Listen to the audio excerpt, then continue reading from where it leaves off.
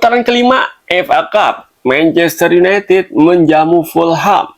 MU sukses menang Fulham di 2 babak plus 2 kali extra time.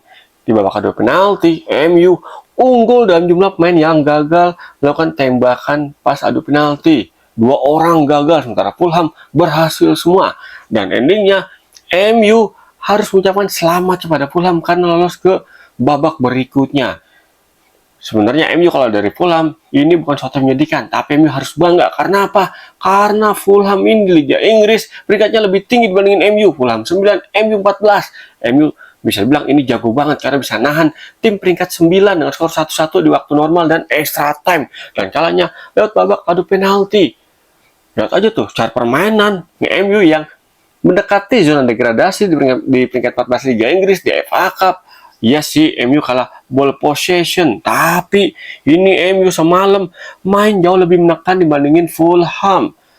Lihat aja tuh ya kan, statistik udah berbicara. MU memang kalah penguasaan bola 40 berbanding 60%, tapi dari segi tembakan yang ke arah ke gawang, MU punya 9 kali.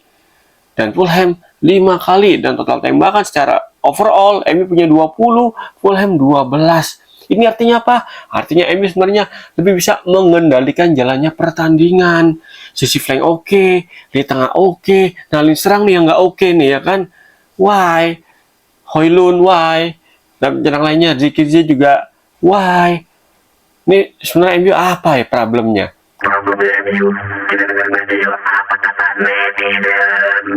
Menariknya lagi nih, komen-komenan netizen nih pasca kekalahan MU semalam nih, yang gue coba kutip dari di beIN Sport Indonesia nih, cuplikannya MU sama Fulham. Ini komen-komenannya banyak banget yang bisa dibilang mengkritisi nih performa MU nih. Ada dari akun apa nih, Emre. Harusnya Ten Hag dipertahankan. Dia sudah terbukti bisa memenangkan kompetisi Piala FA. Ini jadi paling nggak United nggak degradasi dengan tangan kosong. Gue kira mau muji Ten Hag, nyata udah pasrah banget nih MU degradasi. Ya enggak lah, menurut dia sih MU buat degradasi jauh lah ya. Ya seenggaknya MU di musim ini masih ada peluang untuk finish di peringkat 10. Itu dia. Yang berikutnya nih, nah ini juga dari Senyap 18 nih. Dari bentuk rambut Amorim sebelum dan sesudah menangani MU sangat kelihatan stresnya luar biasa. By the way, Anthony di suatu tempat sedang emotikan kita ketawa. Nah, menurutnya sih ya bisa jadi bentuk rambut dari atau posisi rambut dari Amorim ini menandakan tingkat kestresan dari Amorim menangani MU ya. Karena ya MU is MU ya kan. Pressure jauh lebih gede, jauh lebih menantang ya, karena MU bisa bilang ya maybe ya satu-satunya tim di Liga Inggris yang sering trending topik di media sosial ya. Cuma MU doang. Liverpool sulit nyaingin, siapa lagi? Arsenal, City pun sulit buat nyaingin MU di media sosial, terutama untuk kategori trending topik. Bisa dibilang setiap MU main nih, pasti MU masuk jajaran seenggaknya, nggak pasti sih, sering banget masuk ke 20 besar trending topik dunia. Dan ini ya jadi wajar aja nih. Rambut Amorim berubah posisinya ya kan. Mungkin lagi stres berat, dan Anthony katanya di satu tempat sedang ketawa-ketawa. Ya karena wajar itu, gue bilang tekanan dari MU ini luar biasa, beda banget ketika lu masuk MU. Kalau lu nggak bisa ngatasin tekanannya dan tuntutan dari fansnya dan manajemennya, ya lu nggak bakal bisa ngeluarin kemampuan terbaiknya. Mungkin Anthony di klub barunya Real Betis ini pressure nggak terlalu gede dan lebih comfort, lebih nyaman ya, sehingga Anthony lihat aja tuh baru pindah ke Betis di beberapa match langsung bisa menunjukkan dampak yang positif bagi timnya Real Betis. Bahkan terakhir ngalahin Real Madrid 2-1 ya kan. Next berikutnya dari siapa nih? Dari Rivo Nivano. Nah, bahkan pemain-pemain buangan Arsenal seperti Willian, ESR, Smith Rowe, Iwobi dan juga Leno lebih bagus daripada pemain inti MU yang harganya selangit. Nah kan, ini kritikan gue setuju banget nih. Ya karena ya MU bisa bilang beli beberapa pemainnya ini harganya bisa bilang ya lumayan tergolong mahal ya. Sementara Fulham nampungin pemain XX dari Arsenal nih, dan ternyata di pertandingan semalam pemain buangan Arsenal bisa membuat timnya Fulham ngalahin MU biarpun lewat babak adu penalti. Miris sih sebenarnya, tapi ya inilah realitasnya kan. Berikutnya nih komen dari Tirto Ananda. Tahun 2020, Super Leno berhasil melakukan penepisan penalti dari tendangan Divock Origi dan Harry Wilson saat pertandingan round berapa nih? Round of 16 EFL Carabao Cup season 2020-2021 Liverpool Arsenal 0-0 penalti 45 dan dimenangkan oleh Arsenal. Kalau sekarang Harry Wilson sudah berada di pihak Bernd Leno, itu satu klub berarti di Fulham ya, sekaligus rekan setim dengan gabung bersama Fulham.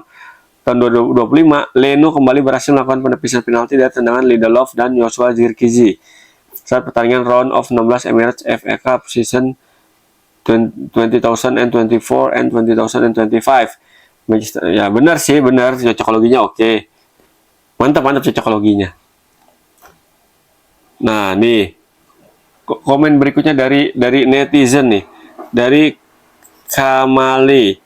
Pokoknya musim depan Anthony jangan sampai dijual, kasih dia nomor 7, jual Mason Mount karena cuma beban tim. Nah, ini juga menjadi apa ya?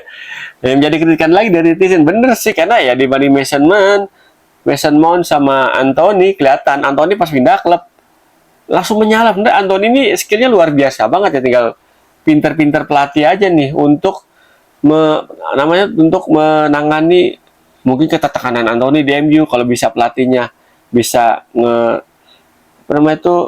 nge-challenge Anthony biar tampil lebih oke, kalau bisa ngeluarin pemain terbaiknya, ini Anthony bisa jadi tumpuan MU nanti di musim depan. Kalau dia balik lagi ya, nggak dibuang sama MU beneran ya, alias dijual secara permanen.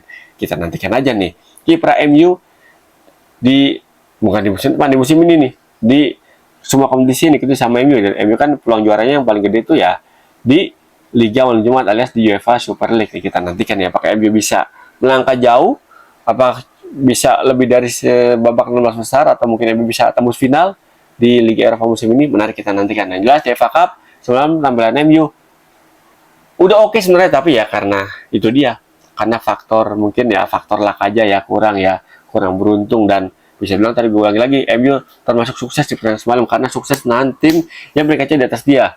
Fulham peringkat 9, MU peringkat 11. Jadi untuk MU jangan bersedih, harusnya bangga. Dan kalau bisa dibilang nih, di musim ini MU untuk di FA Cup ada penurunan karena di era Erik ten Hag musim kemarin MU angkat trofi FA Cup. Tapi sekarang MU Liga Inggris sulit, FA Cup udah gugur, Carabao Cup aduh, sudahlah jangan dibahas. Yang punya peluang MU cuma ada di Liga Malam Jumat alias Liga Eropa atau UEFA Europa League. Nah, itu tuh salah satu harapan MU untuk meraih trofi di musim ini. Liga Inggris sudah, jangan mimpi dah. MU Liga Inggris di musim ini fokus saja bangkit ataupun semakin menjauhkan diri dari zona degradasi, karena kalau MU makin ngedrop permainannya, nggak nutup kemungkinan MU bakal terperosok ke peringkat 17, yaitu batas atas dari zona degradasi. Ya kalau kita lihat kemarin lawan Fulham, ini MU kelemahannya lagi-lagi berulang nih, yaitu terkait center back-nya. Kayaknya MU dengan main pola 3 back di bawah Amorim masih butuh waktu lumayan banyak nih, atau lumayan panjang nih, karena kelihatan banget tuh kemarin Fulham golnya ini center back MU, aduh, nggak bisa nutup ruang gerak main Fulham, padahal tuh nggak terlalu ruwet, nggak terlalu rumit situasi bola itu, cuma umpan heading dari satu pemain ke pemain lainnya di dalam kotak penalti di penghujung babak pertama. Sayang banget pas heading pemain Fulham yang bikin gol, namanya Sahaita namanya, sebentar ya, pemain Fulham yang bikin gol itu malam, aduh, sebenarnya tuh bisa ditutup seandainya center back MU Matthijs de Ligt atau Harry Maguire itu bisa nutup ruang sundulan dari pemain Fulham tuh kan, tapi sayang banget itu nggak terjadi. Dan untungnya MU punya kapten gimana sih, Bruno Fernandes kemarin, dia punya pemain tengah sekelas Bruno Fernandes yang bisa menggendong MU dan nyelamatin MU dari kekalahan. Sebenarnya itu kekalahan di waktu normal ya, sama waktu extra time, sehingga skor jadi 1-1 tuh ya kan. Ya kalau kita lihat sih sebenarnya Bruno Fernandes kemarin tampil benar-benar menjadi apa ya, menjadi tumpuan MU nih sepanjang pertandingan, karena ya dialah yang menjadi pengatur, terus dia yang menjadi pembuka celah di lini depan dari Manchester United. Bruno Fernandes ya kan, dia main full 90 menit plus extra time 30 menit, dia di penalti juga dia golin, dia juga di babak kedua dia bikin gol penyama kedudukan. Tapi ya lagi-lagi karena faktor lagi-lagi lini serang MU, strikernya masih bapuk alias masih sulit bikin gol ya, MU harus pasrah nih di FA Cup musim ini, harus gugur di ronde kelima. Dan babak penalti, ya ini Onana sayang banget nih. Sangat sulit untuk membaca arah bola ya. Kalau Onana sulit baca arah bola, mending Onana bacain aib petinggi MU aja udah, ya kan? Ya karena ya bisa bilang Onana pas dia pindah ke MU setiap musimnya bisa bilang bukannya ada progres yang positif, justru progresnya lebih cenderung menurun.